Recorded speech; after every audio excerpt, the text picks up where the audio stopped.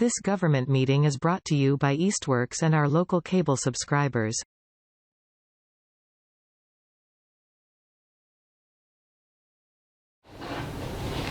All right, it's Monday, May 15th, and this is the Public Safety Building Committee meeting. It's about 4:35. Pardon? I got 4:38 on. Okay, 4:38. And we'd like to open the meeting and call it to order. I think we have 8 people here that qualifies as a quorum. And first thing is open to the public. I see no other public here. Would like this opportunity to have Christina have a conversation with the committee about current standings. Thanks. The select board hasn't yet voted to accept my resignation, and with the hiring of HKT, I have requested that they withhold that vote until this committee had a chance to meet. And I would like to clarify a couple of things. One is it's regarding my reasons for resignation.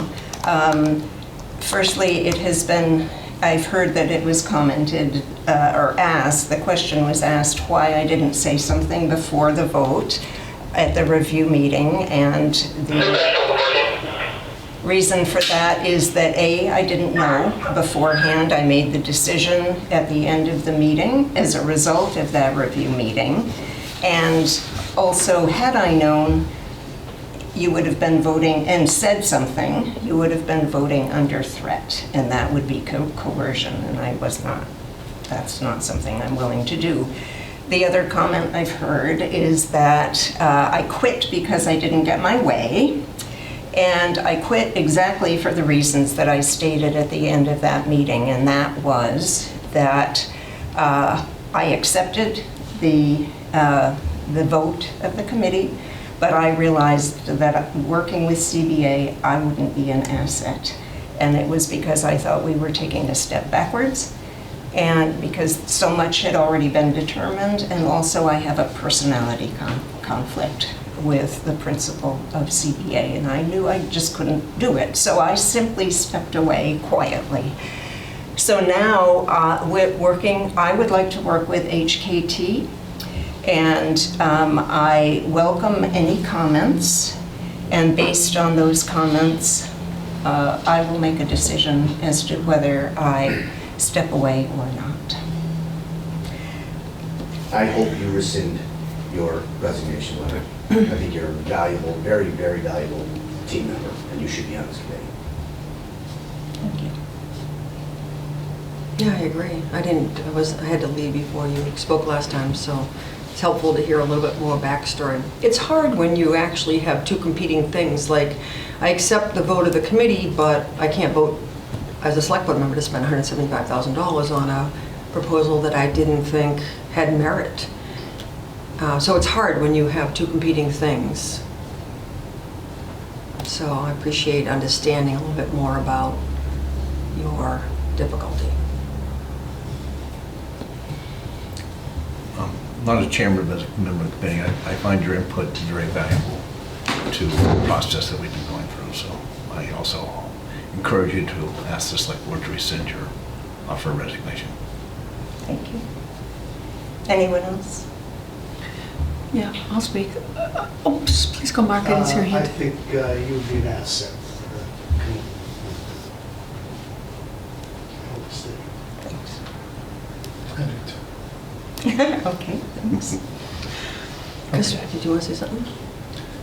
Yes, I do. I actually attended the select board meeting after the one where we did it jointly. That was on the same day as our last meeting, and I was there, and I was able to hear Christina's comments, exactly what she said right now, nothing new really, just expounded a little bit, and also was able to hear what each member of the select board had to say after they had a chance to review the actual videos of the presentation and kind of contemplate the whole big picture. I believe my perception is that the select board really wants to see us be successful, that this committee wants to be successful, and that we need a public safety building, and therefore, at this point, I consider you an asset, but I think that, we can sort of kind of move on from here. That's my feeling, and I'm sure that I'm hearing that among, or at least the implication here from the comments that we're hearing today. Okay. I have a number of things I wanted to say at this particular meeting, but I don't want it to be connected to your position, so I would just like to make a motion to recommend to the select board to not accept or to rescind your letter of resignation. My second. Motion made and seconded. Any comments? All those in favor, say aye. Aye. Opposed? Did everybody vote? Any abstention? No. Did I vote? No. Passed. You passed it. One abstention. Abstain? You abstained? Okay, well, we'll get back to our agenda criteria. I think it was important that we go through the process. We'd like to review the meeting minutes of April 18th. Does I'll anybody make a have- motion to approve the minutes of Yeah, well, it is April 18th. April 18th. Sorry, I mean to jump ahead. Yeah, I don't know if anybody's had a chance to review them. Any comments? They look fine to me. Is there a motion to accept the I minutes? think she made it. Yeah, but there has to be a second. Oh, Wait a I'll second. second it. I read them Motion on. being seconded. Yeah. Any comments? All Oh, those- wait a minute, I wasn't there. I read them and thought they were fine, but I'll second it. Okay, approved. Motion made second. Any comments? All those in favor? Aye. All those opposed? and I'll abstain. Abstain, okay. All right, let's move on to the next item on the agenda, which was an update from the ad hoc senior center. Yeah, so Any new news from there? Yep, so the committee has disbanded, done the work that they had to do. It's not entirely done yet because what the executor and the attorney decided to do is to have the courts review, have a judge, whatever, review whether or not the letter of the law, the will, if their final report, that the feasibility study meets the requirements of the will. If you remember correctly, the person who donated the money, Mr. Parsons, met with an attorney. That attorney was not able to be the person that interpreted, had some health problems. So Amanda Zadonis Kemp stepped in and became the lawyer. So we did not meet firsthand with Mr. Parsons. So she is the attorney who's been guiding us through this process. But in order to, I think, make it clear and not contested, frankly, I believe that they have turned it over to the court to decide whether or not it meets the letter of the will. If that's the case, then the money will be dispersed, 2.5 million to the Council on Aging, and the recommendation from the Okay. Council on Aging, yep. And so the recommendation from the feasibility committee is to purchase the Gillard property on Clark Street for the senior center. The second place property was Marmon Keystone, and but I think the recommendation in the write-up was simply to purchase the land at Gillard. It wasn't rank ordered in that sense. And that the recommendation is to form a fundraising or capital committee, and also to form an official building committee. So those are the things that are coming up next. The Senior Center Feasibility Committee is available. It's online. I can send the final copy to everybody. I think you have a copy, but I don't know if everybody in the committee has one, but I'll send it to everybody in this committee so you have it. It'll be a Google Doc because it's too big to actually send it as a PDF or anything. I see. Is it on the town website? I think I saw Is it on the town website? Oh, Yeah. good. Then you can get it there. If you can't, let me know and I'll be happy to send it along to you. But that's most of it. It's, yeah, recommendation is to purchase the land, and Ryan Gillard is willing to sell. He gave two options. One was a smaller amount and one was a larger amount. If funds are available, the motion made by the committee was the larger amount. I don't know the exact number of acres, but the idea is to have more land for outdoor activities and for parking and septic and that sort of thing. So So that's basically the update from the Good. seniors. Just want to clarify, if they get the money, they're going to go ahead and purchase the property, the next step. Well, that has to be the town's decision. The recommendation from the committee is to purchase the property. So I think once we find out that we do in fact have the money, there is money to purchase the property. And they actually even quoted a price amount. If you give me a minute, if you want to, I can probably find that information, but there was actually even option 1 would be, it would cost this much, option 2 would be that much. And I'll find that, because I think that's probably important to let you know. But there is money, and if they get the entire amount of money, then it would be enough money to go ahead and purchase the property. How does that work, Reenie, administratively? Who authorizes the purchase of the land? Select board. The select board does, Yeah. not the town, the select board. The select board authorizes the purchase of it, but it has to go to town meeting It for does have to go to approval. town. Yeah. And then if it gets declined at town meeting, then what? Yeah, then I think back to the drawing board a little bit. Maybe go to Plan B, which would be, Right. see about Marmot Keystone. Not that I can imagine it would, I'm just thinking, I Yeah. thought maybe the COA would have some form of autonomy with this money, seeing that it's going to their... Oh, the money will stay with the Council on Aging though, because it was earmarked for them. And if it meets the final requirements of it being a final plan, then the COA keeps the money. But then they probably will have to go back to Plan B. A building committee would then probably make a recommendation to consider like the Marmot Keystone property as the second choice. Or the problem with this property was that it would have to be a 2-story building.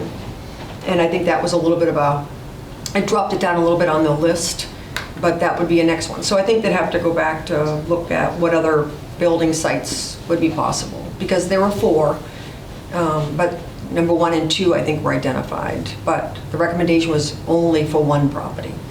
Okay, thank you. Yep. So there's a whole, the last page of the feasibility study actually says next steps, and it actually kind of spells out what the next steps would be. So that's the plan. So the current committee is no longer, we had our last meeting, and so the 2 chairs, Andrew LaFosse and Janet Kane, will hear back from Dale Cannon, who's the executor, or Amanda, the lawyer, and then we'll know one way or another whether or not they can actually get the money. I imagine at some point they'll go to the select board to ask for the formation of a building committee, and then they'd be looking at pre-construction stuff, cost, and various surveys and all that sort of thing. And then there'll be, at the same time, the Friends of the Southampton Council on Aging have already formed a subcommittee. Friends are a fundraising committee in and of itself. They have already formed a subcommittee for the senior center, and their first event is happening June 9th. If you're interested, they're doing a golf outing fundraiser. It's breakfast, raffle, and 9 holes of golf at Southampton Country Club. So they're already sort of moving forward with earmarking some of their fundraising towards the senior center. But I think an official capital committee and an official building committee will have to be next. And myself and Janet Kane and one other person had a meeting with a fundraiser. It was called Rainmaker, and we had a really interesting meeting. I didn't know that much about it, but they talk about if we were to engage them, how much would it cost? How much would they say that they'd be able to raise for us? They're experts in fundraising, and do we do bricks or we do rooms, or what's the best way to do a capital campaign? And they seemed like they were on the ball, so. That imagine the fundraising or capital committee may engage a firm to actually be an official fundraiser. Nice outline. Yeah, Maybe yeah. a little scavenge part of it. Yeah. Yeah, it all went really well. The whole process went really well. Abacus was really good to work with, and I think that it all went really well. A lot of meetings, though. That's why I wrote in the write-up, when I sent it here, was, there's, most of them were by Zoom, but still, it's like pretty regular. Okay, I guess. Can I just ask one more question Yes. related to that? Yeah. So it does have to go to town meeting. Mm-hmm. Is it possible it would go to a special town meeting in December or January, or would not necessarily happen that soon? It could happen that soon, because I imagine that we're going to find out within the next few weeks Okay. about whether or not it meets the letter of the law, and then the money would then come in. If it does, And then the next step would be they'd have the money already in the bank to be able to do a survey, have it appraised. So it might be, Okay.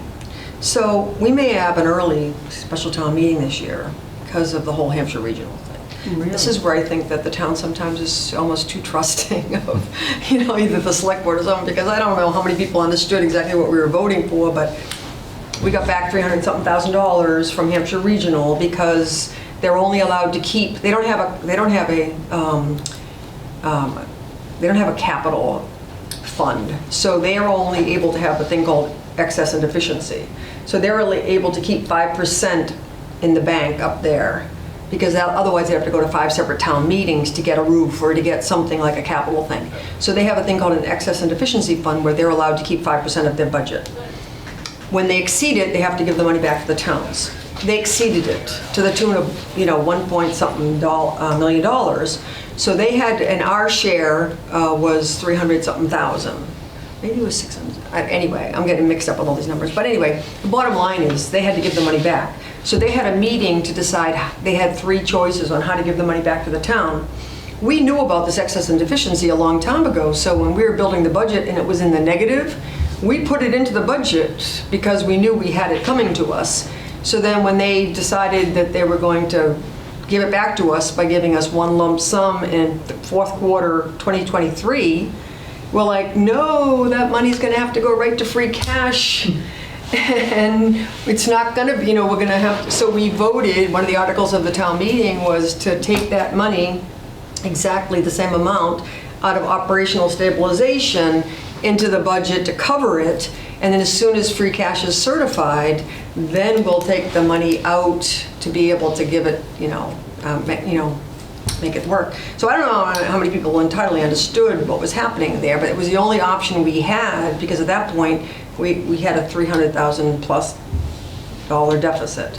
So we want, so hopefully the select board will quickly get that audit going, which did not happen, timely this year, frankly, and hurry up and get the audit done so that we can then fill out the rest necessary paperwork to get free cash certified earlier than we've ever done, so that we can get this money back and replace it in operational stabilization.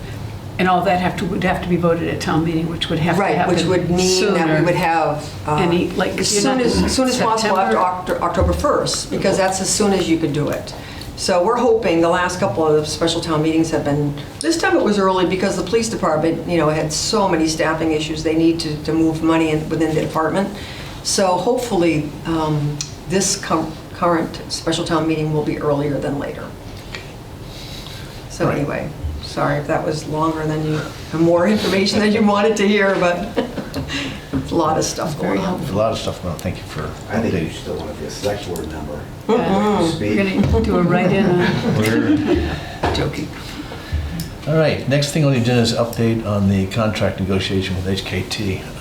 Ed and Maureen and I had a video conference with HKT and went through a long discussion, about an hour and a half, a little over an hour. And we need to send out a summary, I don't know if everybody has had a chance to read it, of what happened. And basically, it was... Oh, yeah, I did. Did you send out? pardon? Yeah. Today you sent it out? No, I sent it out. Yeah, you sent it previously. Yeah, Sent out a while ago. yeah. But basically, the HKT asked a lot of questions about clarifying the scope and what did we really want, really need. And I think we responded to a lot of their questions about what we wanted and needed to have. And we can go through this whole thing of what we discussed. Basically, after going through the scenario, they agreed to get back to us shortly with a cost proposal that can be negotiated with the select board.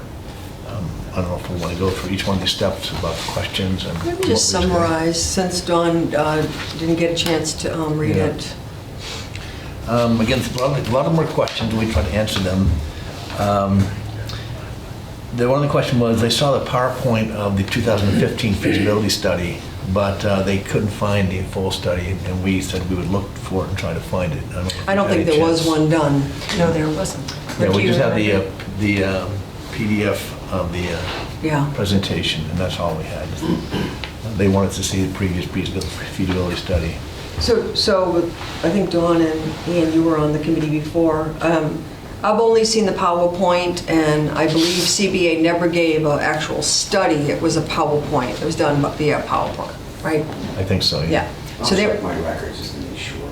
yeah. Well, when the committee first formed, I requested that of Charlie, and he searched, and he had Ed search, and said there was none. And then I believe you asked CBA if memory serves, and they said the PowerPoint was it. That was, Yeah, I don't think they have a compiled scenario. I mean, the company I work for, we have a lot of sketch plans, but it was never put together as a comprehensive package. Second item they asked was they discussed their design proposal and programming, and their concept is proposal to design out for the next 20 years, not just to satisfy today's need. They'll provide design and construction costs, and there are a lot of variables and life cycle costs, and they wanted to know if a range of expenses would be okay, and we expected that it would, because life cycle costs depend a lot on the type of equipment we have, the HVAC, the heating systems, how much insulation we put into the building, the solar orientation. To ask them at this feasibility study to do that would be sort of unreasonable, because they have to get into nitty-gritty engineering as to what the facility actually consists of before they can give us an accurate range of operating costs. So we said that a range would be all right. I just hope that it's not too wide of a range. That's the only thing. I mean, because the public's going to want to know. They always want to know. You know, what are the operating costs going to be? How much more are we going to pay for maintenance and things like that? So I just hope that it's an answer that we can give to the public when they ask. We had asked for like a ridiculous number of years, if you remember the first one. So then we said no. When we scaled it back, we said just 1 year, the initial cost. But I just hope that the range that they give us, makes sense. Yeah, it has to be palatable to the public to understand what they're accepting. When that time comes, if you were to look at the efficiency of the two buildings, I'm sure you can make a good argument on how much more.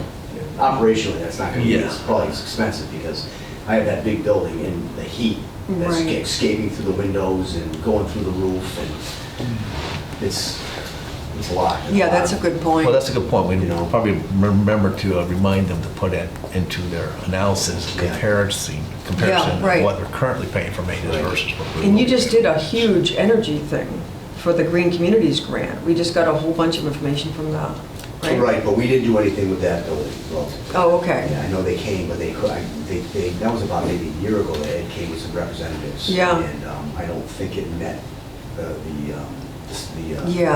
threshold. Yeah. But if we get a new building, is that building gonna go away? Or are we gonna still be heating it? I don't know. Yeah. Probably I don't not think to there's a the plan. extent. It will probably just be heated enough to keep it from freezing. That will be I think until it's decided what to do with it. So there will still be maintenance costs and some Yeah. infrastructure. I think the main thing is to be upfront about that. It's just when there are, the problems that I've heard about when you give up a building or a vehicle or something is, don't use the, we need a new fire truck because the one we have has, 300,000 miles on it and whatever, so therefore we need a new vehicle to replace it. And then we replace it, but we keep the old vehicle for training or whatever, and we still need to license it and insure it and, whatever. So I think we just have to be really clear that, the town or the historical society or commission has voted it's okay to not sustain the fire building, but that the police building is different. And we don't know what the future use of that is. I think that's the most important thing. We don't have to know the answer to that question, but we should be able to understand what the cost would be, so long as it's not some ridiculous range that doesn't tell anybody anything. But there is a limit of accuracy to what they can offer. Right. Another thing was, we requested a list of green design technologies, not specifically, you were going to put in a geothermal, you're going to put in wind power, you're going to put in PV, for what it takes, but just to give us a list that we can present, say, where we can look at geothermal, this would be the advantages and costs, et cetera. Just a quick menu type scenario, but not to get into grand detail about trying to incorporate each one of these green items.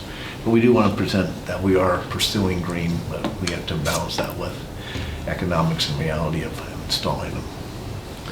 And so the menu process was all we were asking for, not to get too detailed in design. That sort of rolls into the next item, was number 4, and we stated in our proposal we want a schematic design, and that's not truly what we're asking for. Typically, when you get into actual architectural design, there's schematic, and then several different layers of design as you go through, and schematic was a little bit more design depth than what I think they're typically looking for. We're looking more for a conceptual design, and I think we agreed to that. That's essentially what we got with the senior center, and what we had previously with the previous study was a conceptual design. They didn't get into schematic. You get a schematic, you start talking beams and structural aspects of the building. With conceptual design will show you the exterior and general layout and what things are. We're not getting into this office is going to be 12 by 18 feet, and this office is going to be 6 by 4 type of scenario. So we agreed that the conceptual design would be okay as part of the design process for the feasibility study. It's not a feasibility design, it's a feasibility study. Is a conceptual design more like a blueprint? Blueprint is a long combination. Back in my day, blueprint was the final construction document. Like a But floor blueprints are more plan, and than- then a elevation of what it would look like drawn, but it wouldn't, I think it wouldn't be any more detailed than a floor plan and, what the building would look like as a drawing. I mean, they may have the different layouts, but they won't show actually door locations and window locations in that scenario. That gets a little bit more schematic design. But it would have, it's still going to be somewhat of a blocky type of scenario that will have so many X number of square feet associated with The lobby, right, and then Lobby maybe and then- the Yeah. lobby you go to, booking room or Right. whatever. it Yeah. may be, and show the orientation, what do you call dispatch will be centrally located, won't be over here, but they won't have the exact layout, the desk locations and Oh, okay, yeah, type of okay. scenario. So I know dispatch that- is going to be here, but it's not going to be over here. But they're not going to have, how many chairs and desks are going to be in there. Okay, well, that makes sense. Yeah. The senior center one, though, we did have a chance to, they proposed a design, and I remember debating, personally, I feel like a director of any department should have access to the front entrance or where people come in. I think it's a security thing, too, but other people feel like, no, they should have, they should be, I don't know, somewhere else or whatever. So we had a discussion about, how many offices, should there be? Because, when we went to visit all these police departments, none of them had enough offices. They're all piled in on top of each other. So I hope that this would involve the ability for this committee to be able to say, Oh, well, absolutely. Yeah. They're not going to come back and hand us a schematic design, a conceptual design. Yeah. We definitely have it's all interactions. programming based, right? And we're going to have discussions Yeah, about, we okay. don't think that's enough, or they say, Right, okay, we have good. one. So that's, our job is to shepherd this feasibility study along with them. They're not Okay. going to come and dictate, we think Right. we ought to have And X. tell It's them all- what our needs are, for instance. Yeah. Yeah, but it's also gonna, the committee would also be able to say, this should go here and not there, or if they propose something, or this office should be bigger to accommodate more, or whatever. I know this is conceptual design, but having gone through conceptual and design, it's a team. We Yeah. sit down and we put our heads together, and they say, this is what we think it is based upon our experience, and our committee says, this is what we think it is based upon, our police and fire chief and the public, and we work it out. It's not one dictates the other. Okay. And then they asked what would they like to see regarding comparison to other towns. They issued a little bit of a concern about, comparable towns, like if you get down to the Cape or Martha's Vineyard or something like that, maybe the town is just much smaller than ours and population-wise, and they have this huge, giant, multi-million-dollar facility, but they also have a huge influx of tourists. So it's a little difficult comparing apples to oranges here. Even though it's another community, similar size, they still, each one is different and unique. And they were cautioning a little bit about putting too much emphasis on comparing town A to town B. I think we wanted to justify it for the public to understand that similar towns need, you know, a decent facility. We don't have one that can really serve our town well. So I think they were, you know, comfortable looking at a couple of local ones. We suggested like Southampton and Williamsburg and Granby, just to give them a few, with not making it a huge $1,000 study, but to have something that we can show the public that our facility needs to be improved, and here's some similar ones, but not get into great detail. Yeah, I actually, I think the point about Southampton and Williamsburg is that they're in our school district, they're much smaller towns, people refer to them, not that that would be like a comparison. That Granby is more of the same size, but I thought it was a really good point to make. They mentioned about the one on the Cape, is like, they ended up needing more cells because of it's a seasonal sort of population, they have more problems. And because it's more of a recreational place. So they ended up building something that was maybe not based on the size of the town, but more on the influx of seasonal problems. But it was a really good point, I think. Other ones, they need a lot of, like, what is it? Southwick has a ton of water. So they, you know, have a lot of, you know, more boat rescue stuff and things like that. Congamon, yeah. So I think primarily just to give us something that we can show the public that we do need improvements. We're not asking for something unique that isn't comparable. They asked about attending public meetings, and we sort of used the senior center as an example. We didn't clarify exactly how many meetings we need, but I think it was made clear that that's an extremely important aspect of the project, and it's going to develop as time moves on. But re-stress the fact that we need to make the town, the residents, fully aware of what we're doing and what they're doing, and whatever it takes to do that. Also suggested they prepare some kind of handouts that we can distribute, as well as a PDF and presentations. Did they agree to attend 2 to 3 public meetings? Yeah. Oh, yes. Yeah. Okay, you said you requested, okay. But Well, they the senior agreed. center group, they came out initially and we walked all the property, and then we had a lunch meeting in person with them. And then they came out to do the presentation at the senior center, which is very well attended. They developed the actual flyer for it even. And then they had they developed the Survey Monkey that went out online to anybody who wanted it. Then they came out again for the community forum that was held at Norris Elementary School. Then they came out and presented to the senior center. I mean, to the select board. So they came out on 4 different occasions. And then we had Zoom meetings every 2 weeks. And that seemed like it was, I was surprised that they were as involved, and I'm surprised they made any money at $60,000, frankly. And again, this was our negotiation. We requested 2 or 3 meetings, and when they come back with a price, they should be incorporating what we had requested here. And again, if you know, we didn't hear back from them today, I was kind of hoping that that would be, you know, the case, that we'd actually get a quote back from them at once, because I tried to send out the information by the end of the week, so I did send it out by the weekend, but they said, you know, in about a week or 2, so this was only, I think, been a week and a half. Week and a half, yeah. So hopefully the information will come in, and then select board can actually sign a contract with them. Did you talk about or specify how many joint meetings they would be in attendance at, with via Zoom? We have that in our original proposal. We didn't actually nail down or discuss the actual number of meetings, but I think we had that discussed in our I'd have to go back and look at it. And number 7 was the extent that would be going in detail about the state of the current police and fire stations. They would document the existing current conditions. We also discussed about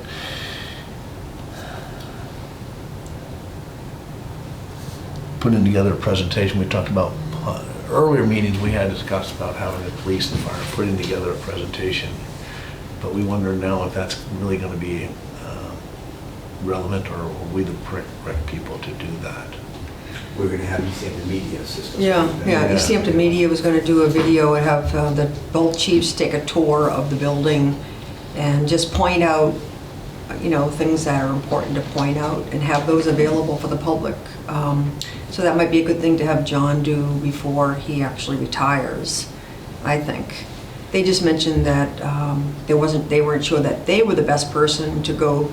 They will go through the buildings to be able to hear problems and then comparisons, but they didn't think that they were necessarily the best people to actually do that. Right. And then they also mentioned about maybe you could have a sort of an open house thing to let people come through, but there might be safety concerns and security concerns. Again, this is mostly about the negotiation for the cost of the feasibility study, so we're just saying that they're not going to do an extensive amount of work doing the comparison. Right. We They have thought some that- from the previous study, things be updated a little bit. Yeah, they thought that was We can more do on the that. committee's role to do that. Okay, so they're still encouraging us to do it, though? Yes. He even mentioned a police chief that, did a video and then, went around to any group that would have them and did a little presentation on why they need to have a new police station.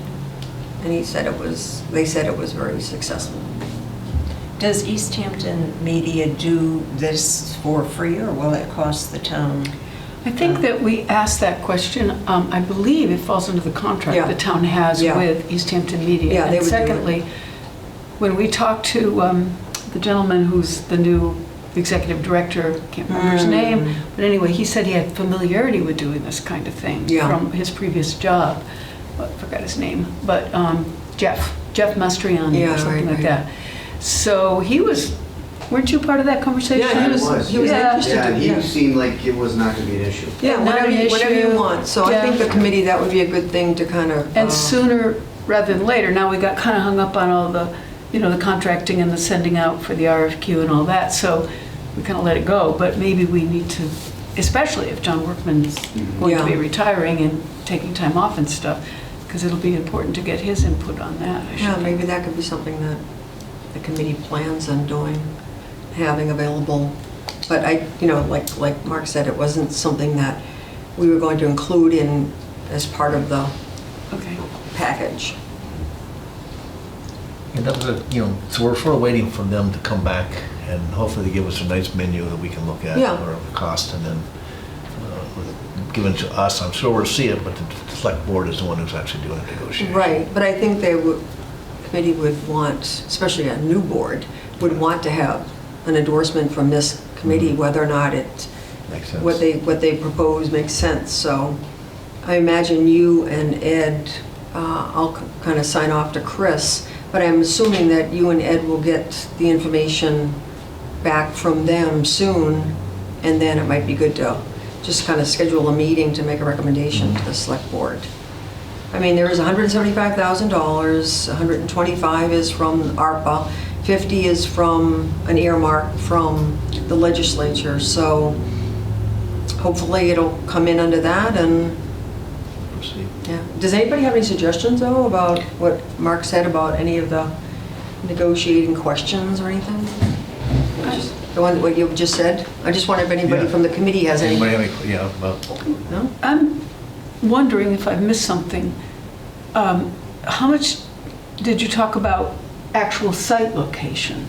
Was that, I mean, that would be in the feasibility study. Yeah. the site Yeah, it's still location. four. I think There's I still Did I 4 miss- sites. Did I, okay, so that wasn't like specifically discussed on one of these? No, No, these are just the questions that. Okay. Answering their They didn't questions. answer any questions. They know they have to look at the 4 Yeah, sites and do it. yeah. Okay. This wasn't a new renegotiation of the entire proposal. These were questions they Those are asked just us questions they about had. that. Okay.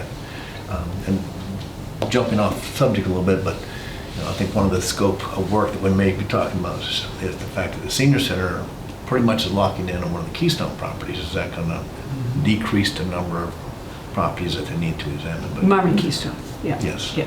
Yeah, I think that it might be a better idea to not jump ahead in purchasing anything, because I personally don't think that, this is opinion, I don't think that the town should just jump ahead and purchase it. I think if we can confirm that we'll have it available, I mean, it's always a fine line because I don't want to, purchase it and then hold on to it for a long time before anything's built on it. And you don't want to lose the opportunity. And we don't want to lose the opportunity either. So I think that if we really want to move together, it would make sense to see what this, study says about the public safety complex and then sort of have a unified kind of approach with the public.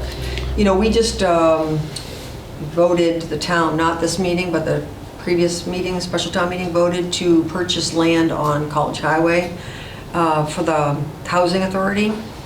So it was CPC money that went to it, and they're in the process of having a housing trust. But I voiced some concern about there was no time limit for, if you buy the land, you just sit on it, you take it off the tax rolls, and then it just sits there without any kind of purchase. That we should, it seems like logical to me that it would be like, you buy it and then something should happen within 5 years or something. Yeah. So, I think there are people that will feel that way as well. Yeah. So, I think as of this moment, they still have in their budget, Yeah. they come back to us for the feasibility study, they still have 4 on their plate. And I don't know if when we get through the process and also we say, oh, we're gonna eliminate 1. Yeah. They probably have already, at that point in time, already done their analysis, so Yeah. it's just something to keep in mind that they need to include in their analysis. yeah. I just want to mention something that I discovered in the process of going through this. I went through a lot of files to determine what to send to them. And what I determined was that the previous feasibility study that was done by CBA, they were given a site. They weren't asked to decide between sites. So they were given the site of this property to do the feasibility study on. So I know there were some questions that came up, and I think I even asked, because they mentioned the town garage, so it just made me wonder whether or not they were given sites to evaluate or whether they were given this site to design a building on. I think, remember Ed saying that, they, early discussion, the committee narrowed it down. Right. Looked at the town garage, looked Right. at different sites, but then. That's an important distinction, because this time around, we're asking them to look at the sites and as part of the feasibility study.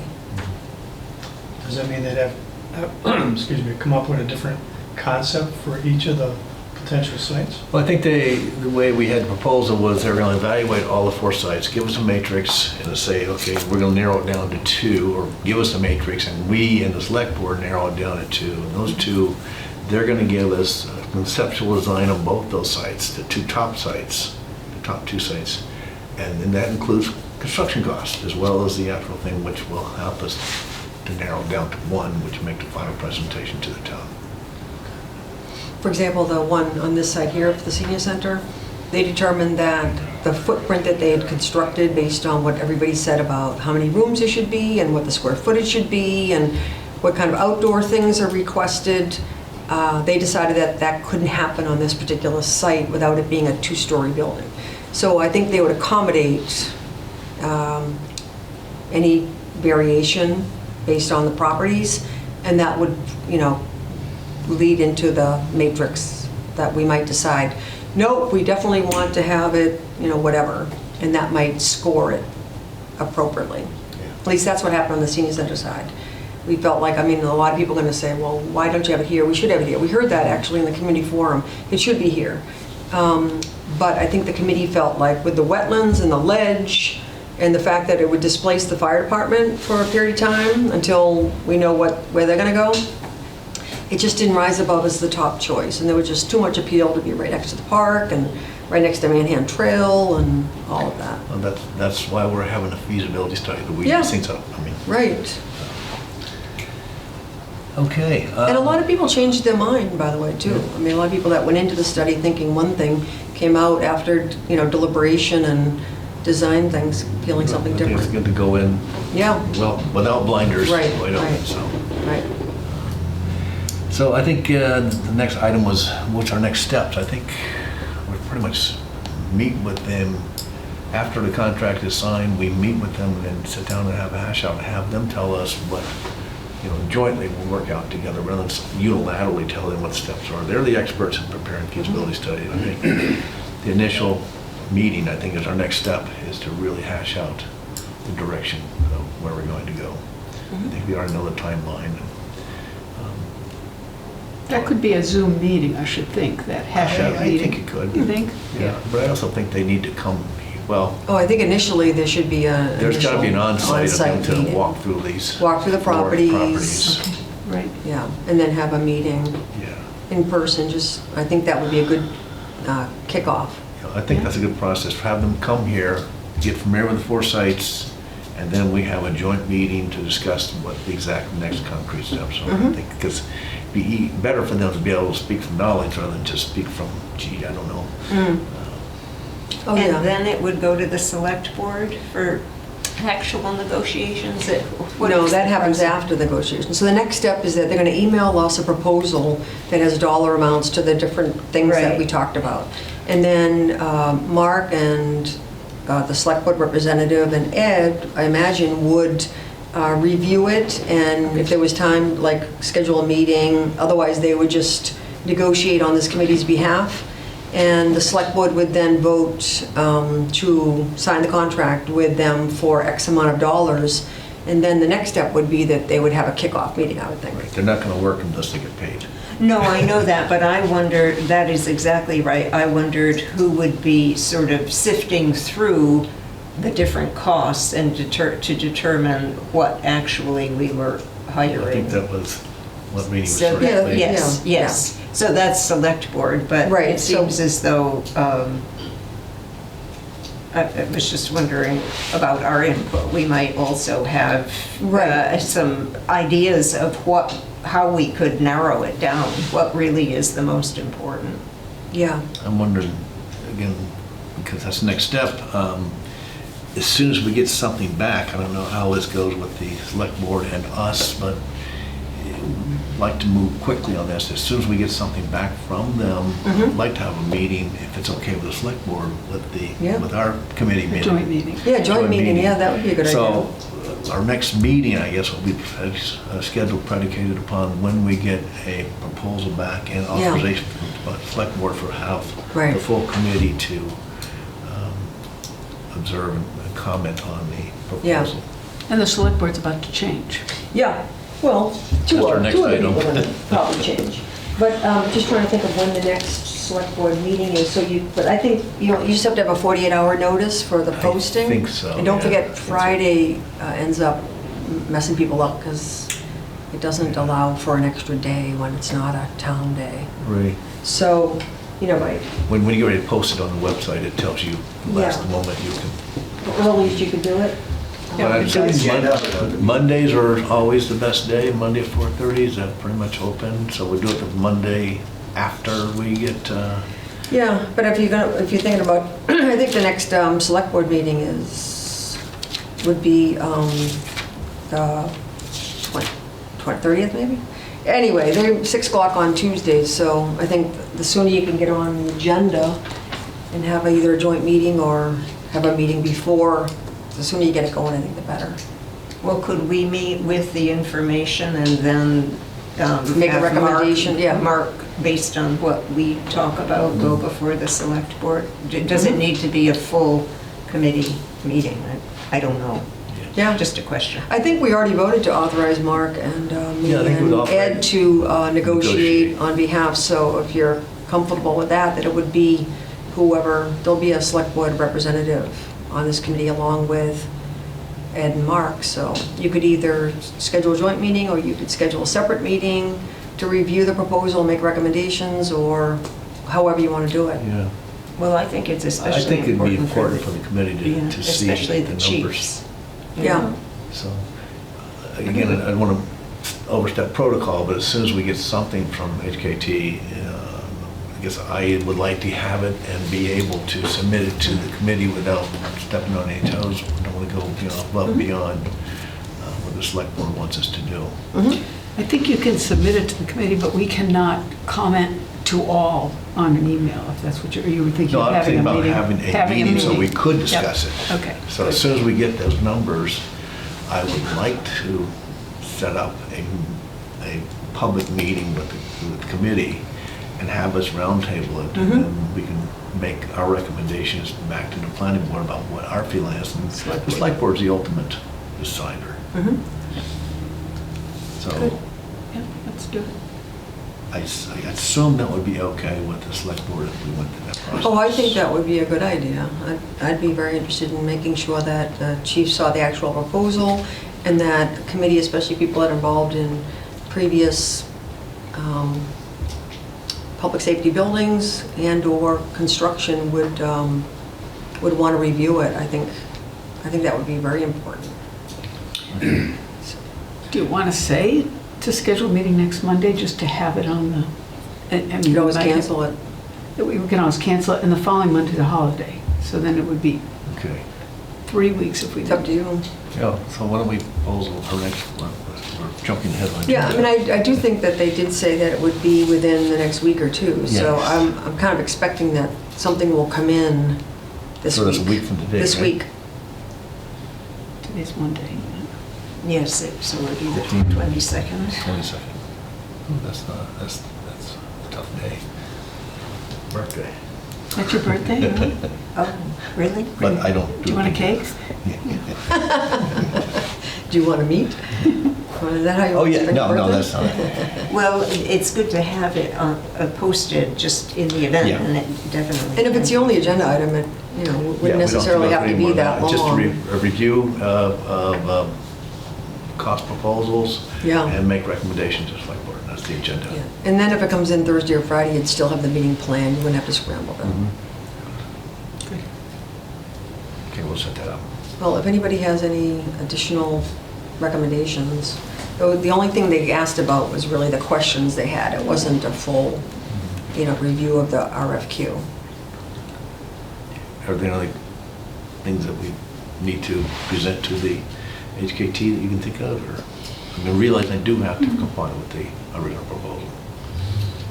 I think it's just important that we really try to, based on the town's history, that we want to make sure that we focus on cost efficiency. Yeah, Because if we show something too grand, yeah. it's going to get shot down. So I think that's part of the process when we start going Yeah. through. Yes, I Right. really, if we can, first, that's just my own opinion. Yeah. Really try to stress, how can we make this as efficient, but has that aesthetic, Yeah, can aesthetically be pleasing to some degree, but more efficient. Right. Because as far as I'm concerned, I'm just looking for space. I'll take a Buckland building, to be honest with you. I'm sure John feels that same way with his place. I have space, but it's just not practical. right. But it wasn't really designed for public safety building, and neither was his building for that matter. But I find that because of what happened in the past, you two are so inclined to say the exact same thing you just say. I'll be happy with just a Butler building. Like you're just like on the opposite side of it now because of the whole costs thing. I think that it's almost as important to be able to say that it's really important that we have a fit police and fire. The type of jobs we have depend on it.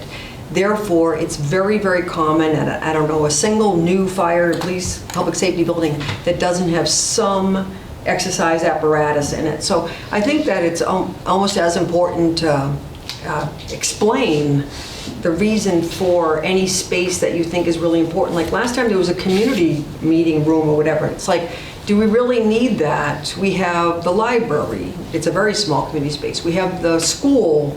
We have these other buildings we're paying taxes on. So, I mean, I think every space should be evaluated, but if there's something that's important, it's really more important that you let the public know why Functional use, it's... for sure. Yeah. For sure. But, Right.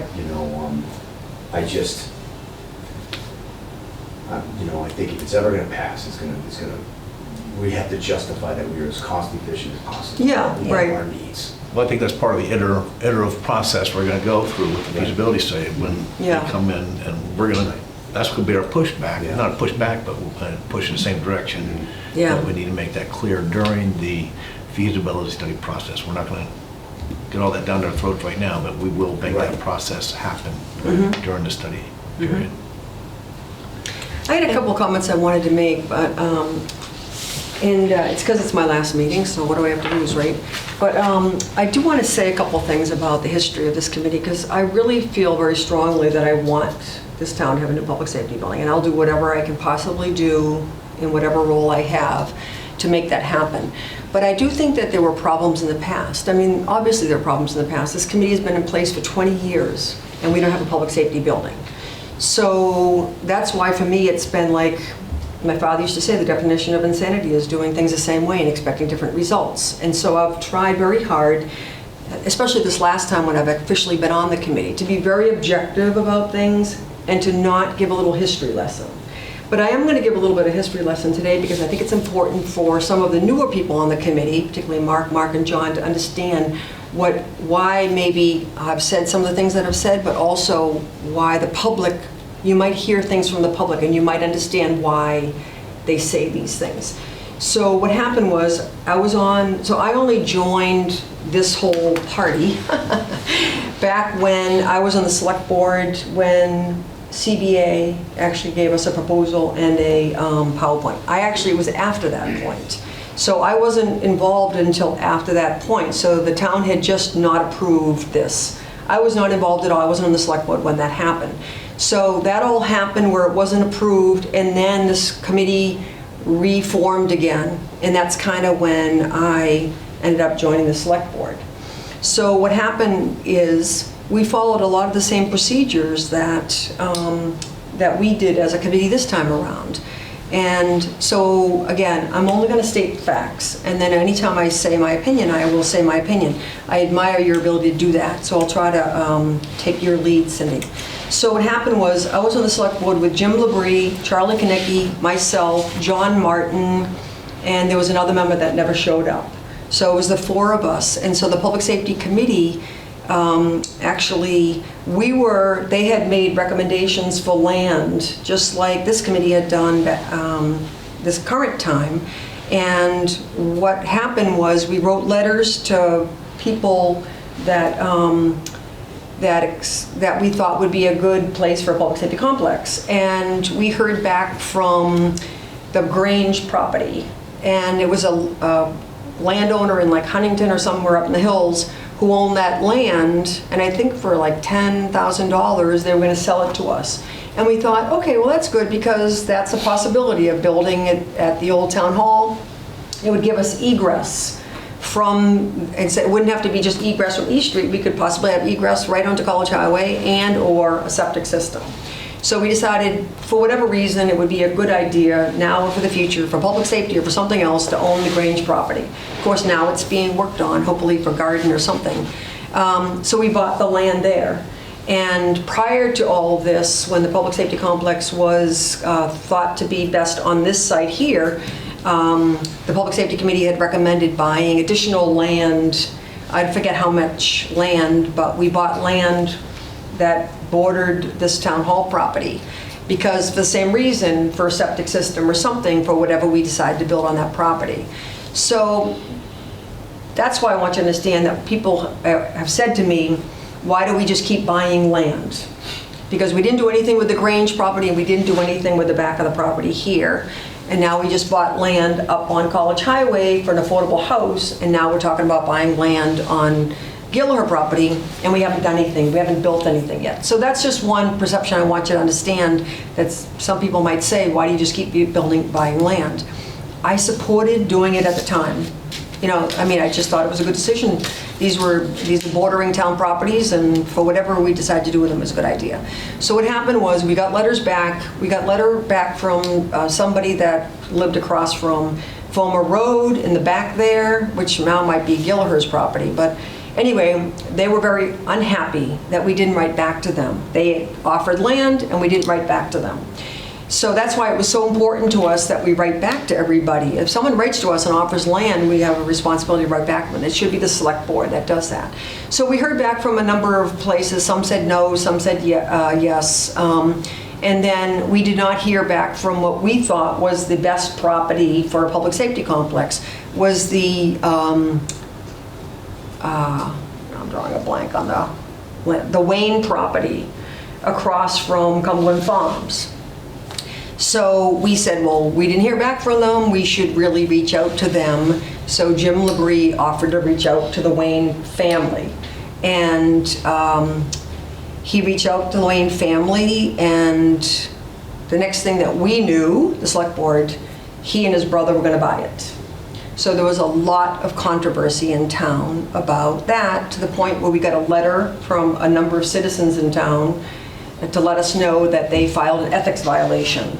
against Labrie. It was put in both of their names initially, then they changed it, and he took his name off of it and just put Eugene's name on it.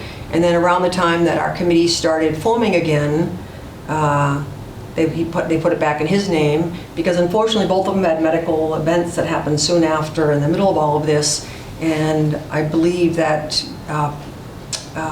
Jim was making most of the decisions, so we put the property back into his name instead of just Eugene's, because Jim was the one that was making most of the decisions. But right now, the property is in both of their names. So the select board really didn't do anything with the information. We kept, waiting. We just decided we're just going to wait to hear back from the Attorney General that it was a copy of a letter to us. But it was concerning. So then what happened was a donor stepped up. We got a letter from an attorney saying that there was a donor who was willing to donate $1 million to purchase, so that the town could purchase that property. And so the Labrie said that they would be willing to turn over or stop the process and let the town actually buy the property, and within a certain period of time. And then it got really fuzzy, and I don't really know what happened exactly, but I did ask the select board to authorize me to go and speak to this donor. So I went to speak to the donor, and the donor told me that yes, they were willing to buy this property, that he grew up on this property, and that he would love to be able to see the town own the entire thing for affordable housing or public safety or whatever they wanted to do with it. That he was unhappy with the public safety building and the select board, and the Boston lawyers, by the way the communication went. So I don't know if that offer ever stood, but anyway, what happened is Labrie basically, for whatever happened, they said they were not going to go ahead and, they were going to keep it in their name. Another point that came up was that they also were unhappy that the town was not given the right of first refusal. It was in chapter status, so that when you buy a piece of land and you get all these tax breaks, you're supposed to offer the town the right of first refusal. They did not do that because they signed an affidavit saying that they were going to keep it in chapter, which is completely legal. They are able to take it out of chapter 1 year after the purchase, which is what I believe they did. So they basically followed the law, even though there have been lawsuits by towns against property owners that don't offer the town the right of first refusal. Some of them have won, but the town wasn't about to. We talked about it as a select board. We decided we're not going to, sue to get the right of first refusal because it would cost way, way too much money. So we didn't bother to do that. So, so then they own the land, and it stayed in chapter status. Before John Martin left the select board, he asked Ed Gibson to reach out to Labrie to ask if the donation of the land was they're still willing to donate land for the public safety complex. The response that we got back from the select board was no, they're not going to donate the land because they were not happy with the zoning change vote that the town made at the town meeting. So what was voted on last week at the town meeting was a request to change the property that they own up by J&E Precision, which, by the way, they don't own anymore. They sold the property. They sold the business. But they had bought a lot of land, which is zone industrial. They had gone to the town to see if they'd be willing to change it to commercial.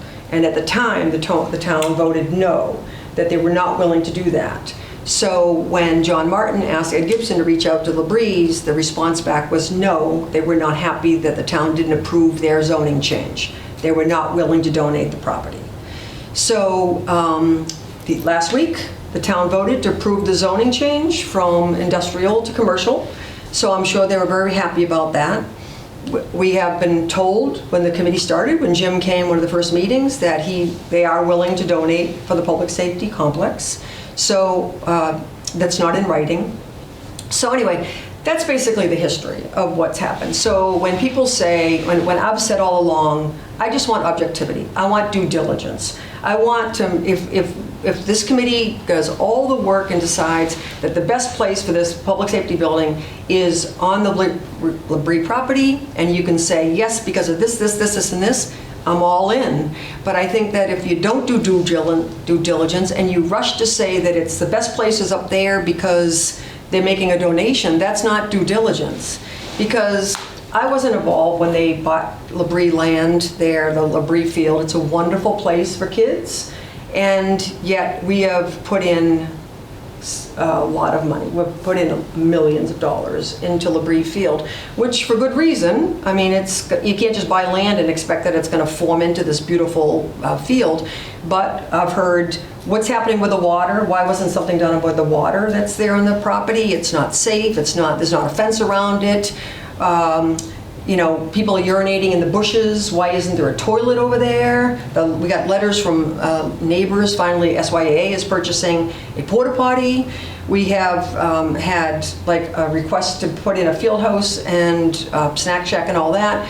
And CPC, the town voted CPC money, and then it wasn't enough money because everything's catapulted, the price of everything. So they're still holding on to money to do more there. And as you know, at the last meeting, they did approve the playground and the donation, or the naming rights for Maddie Schmidt. So anyway, and somebody took all the topsoil off the field, and nobody seems to know why that happened, or who did it, and who sold it, or whatever. But believe me, people still ask all these questions. I'm asked questions all the time as a select board member about the history of things happening in town. And so anyway, so now they're still going to build more over there. I'm not saying it's not needed, it's definitely needed, but we've just put a lot of money in. And it's named Labrie Field before we had a bylaw for naming rights. So, I know people say don't look a gifted horse in the mouth. But, like, just because it's a donation doesn't make it the best site. Like, please evaluate whether it's a good site or not. Are they looking for naming rights? If so, then that needs to be considered. I don't want to be a brand new driver living in one of those houses that's being proposed. The other thing is, I would not say to, I don't know what's going to happen with that land there. First it was going to be all this affordable housing. Then it was going to be senior housing. Now it's going to be regular housing. If it's a 2-bedroom house and the price is $600-something thousand, I don't think that's going to work for a lot of seniors in town. So before we start jumping on board because they say this, as opposed to it's been approved, it's a plan, the planning board approved it, the town meeting approved it, whoever has to approve it. I've heard changes on plans a million times, so please don't make decisions based on verbal things. And if I was a brand new driver, my son or daughter was 16, 17 years old, and they were pulling out of College Highway with a fire truck or a police truck behind me, I'd be very worried about that, or a senior citizen for that matter. So personally, opinion, I'm not sure that public safety complex should be on a street off of Route 10, or in there where there are going to be 40 houses with people coming out of that only, I don't know. So just please, my only request is please use objective data, not public opinion. The abacus wanted to quote the health director on what's the best site for a septic. It's like, why would you ask somebody who doesn't have a background in sanitation or septic or perks or whatever? We have Ron Lauren, who used to be our health agent, who's a building inspector on our committee. We should go with data. Please don't go with public opinion, go with data. So anyway, that's what I wanted to just let you know, that's a lot of history that I've been a part of, and I only jumped on after the last vote. But I just think that if you want public support, there's a lot of people that have been involved over 20 years and heard this, that, and everything else. The most important thing, I think, is to do due diligence and to use objective data and to get public support. Because I'm always surprised, I got up there and I felt badly that I was up there speaking on behalf of the nursing position was cut by $10,000. That was not a specific Hampshire Regional thing. That was a whole town. So why did I speak out against Hampshire Regional budget when it actually affected Norris too? So I'm just surprised that the public was very trusting of the select board and sometimes the finance committee without having all the details. So trust can be very funny when it comes. Sometimes I feel like they're over trusting. Other times people are going to say no because they don't understand it. Other times they're going to say no because it's too expensive. So my strong recommendation is I really want this to happen. I think our departments, if you have any, I have a little glimpse into what the police and fire departments have gone through since COVID. And I know as a nurse it was the worst week of my life, March 2020, St. Patrick's Day week. So, I mean, Ian has gone through incredible amount of staffing issues with the new police reform and personal issues, and has been a wonderful leader of this department.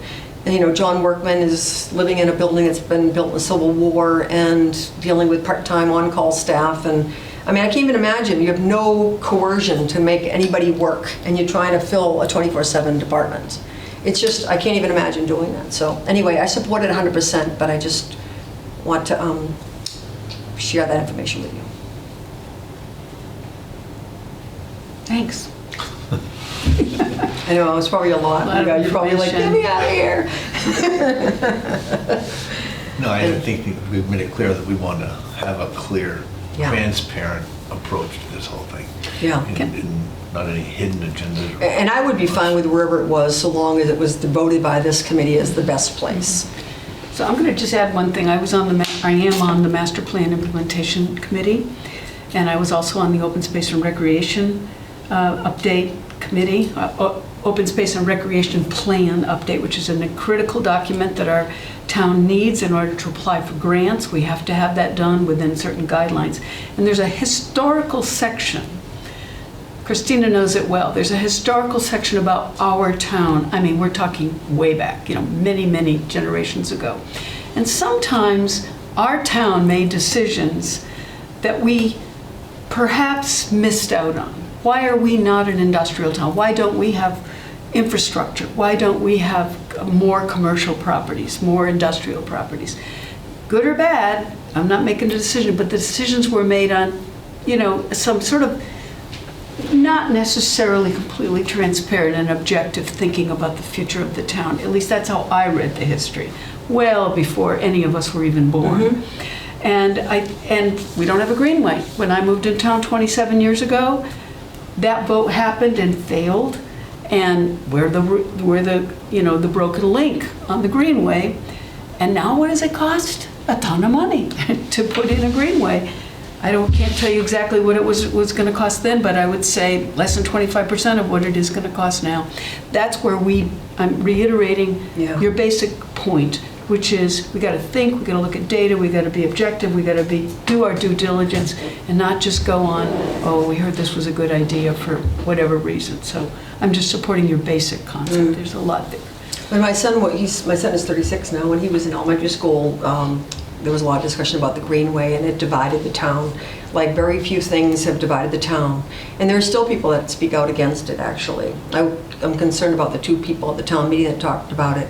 They were very interested in what's happening on the Brickyard Road You're talking about the Greenway now, yeah. We lost $1 million grant there for that. You know, good thing is we're getting $6 million Mass DOT money if we keep moving forward for the construction of it. But the grants committee is working very hard to get some grants for that. But you're right. I mean, people say, oh, we should have more business in town. And then that's on one side. And then people say, well, we can't because we don't have any septic. And then we'll hear people like, oh my God, we don't want to turn into Hadley. Now people are saying we don't want to turn into East Hampton because East Hampton is getting pretty busy. So I think that same thing with water. People love the rural character of Southampton, but then when a fire happens and, you know, the roads are, you know, you got gullies on either side of the roads because of water, and then you have fire, you know, big vehicles that can't get up there, and you don't have water. You know, that's why we're having the meeting on the 24th of May with, you know, all the emergency departments and the water department, the planning board, to talk about, you know, what do we want to do going forward? We don't have public water everywhere. We don't have sewer anywhere, so we're not going to get the business. Hadley has a very low tax rate, and 1/3 of their taxes are from commercial properties. So, you know, it's the upside is, you know, there's a downside to every upside, right? Well, anyway, thank you, and I'm happy to help any way I can. And Well, thanks for serving on this Yeah. committee. Mm-hmm. Yeah. Renee, are you going to remain on the committee? Or no, I'm the select board liaison, Yeah, right, so but, no. okay, so.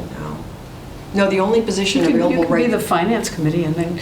Not really. I did mention multiple times, the problem is this time around, I mean, the capital finally met and made recommendations. We ended up trying to fund as much as we could out of capital, the select board did, but unfortunately, the finance committee, select board had to do a lot of finance committee stuff this time because we didn't have a single joint meeting where the finance committee had a quorum. And I sent postcards out to 50 people that on the street listing actually identify themselves as either a banker or an accountant or somebody in financial services. And not one person wrote back to me to step up to be on the finance committee. So right now there's 4 people, I think, on the finance committee. Donna Whiteley, who used to be our treasurer, Vicki Morrow, who used to be our accountant, John Lumbra, who's got a background in finance, and then one other person, I don't know. But I will mention again that when they divide up the liaison committees, so there will be a person assigned to this committee from the select board. I will mention again that John, if he's on finance, to please send over or make a nomination of someone from finance. The other thing is, it might be that if we don't have a finance committee member, I forgot to look at the charge. Does anybody know if the charge of this committee says it has to be a finance committee person or just someone with a background in finance? Because with seniors, it says you're the senior person, and it doesn't say senior center. And I'm only 30 years old, so it's strange that I'm a senior. My recollection is that you just wanted someone who knew, or, you know, that had experience. I have the actual charge. But at any rate, I will mention to the select board to please see if there's somebody from finance that could be on this committee, and if not, to kind of relook at the charge if need be to just identify someone with finance. We can look at the past finance committee members too and see if there's anybody that might be interested in stepping up, like Mike Rosenberg or somebody like that. Anyway, thank you. I think you sort of covered our next item was, update on membership. Yeah. Fire chief was leaving and you're Yeah. leaving. Yeah, but there will be another select board representative, and I'm hoping that the chief or his deputy would be at the meetings. I think that that's pretty important.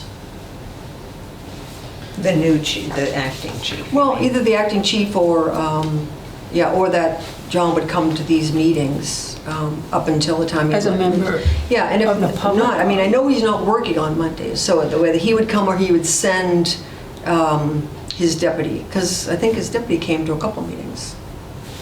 Not this time. Only one. Yeah. I think There was one. At least one. What's his name? Is it Rich? Yeah, there's 2. There's a deputy in Yeah. charge of the EMS and then fireside. Yeah, So Rich is the fireside, Patty Wright's the right. EMS side. Yeah, we definitely need to have, I mean, that's a huge thing. I mean, we definitely need to have a existing fire department person. Well, absolutely, Yeah. yeah. But Chief Workman would no longer be attending after he retires. Correct. Right. But certainly a deputy could Yeah. step on Yeah. until, Yeah, and there is, again, John Lumbra is the person who is on the search committee for and actually Ian is too, on the search committee for the fire chief. And I believe he mentioned 2, I don't know though, maybe you do, he mentioned 2 retired fire chiefs, that one would be the interim and the other person would be the person that would do the assessment of the department, providing the funds are available for that. So there's already somebody identified. I got a really nice resume for the fire chief, I think the interim. So hopefully there would be somebody identified to come to these. so the search now is for an interim fire chief? No, the search is, for no, they're going to just permanent. appoint an interim. But the search committee is a 5-person committee to actually Hire a new, and it's the Hire a new select chief. board that appoints the interim? Who's appointing the interim? I think it's a select board, yeah. And they already have a name for both of those people. I just don't know them, so. But I would imagine that an interim would come to these meetings. I would hope so, yes. Yeah. Okay. Thank you very much. Any other business? Can't wait. Just real quick, I mentioned that we have the all-in-one application, so I've been working on it. It's about... A one-stop application. Oh my goodness, are you kidding me? That's how big it is? No, this is several things, but it's involved. So I've been writing on it, working on it, and hopefully get it out of here in the next week to get it back to Christine so she has to sign off on it because she's the one who certifies it. So I'm trying to get it out of my hair by the end of this week. But It's due June 2nd. So. Is there anything that you need the committee to help with? It's a lot of narratives, and I told you last time I was going to write the narratives and send them around, but it's getting a little more complicated. So I might send around, if I get it in a format that I can send it out, have other people comment on it, and see if you can add to my narratives. But it's fun. Did you let Chris know that you'd gotten that far? Because she emailed a question about that. Okay, I didn't notice. I don't know if you were on that email, but maybe you should just ask me. So please respond to Chris as to where you are on the status. Okay, will do. And we've already scheduled the next meeting for a week from today. Is there any other items that people have for the meeting? If not, is there a motion to adjourn? So moved. Second. Motion made and seconded. All in favor? Aye. All opposed? Thank you very much Yeah, for thank attending. you. 5:59? 5:58. Well, you said 15 minutes, Sydney. The meeting's only been 15 minutes? I've never told me that. This government meeting is brought to you by Eastworks and our local cable subscribers.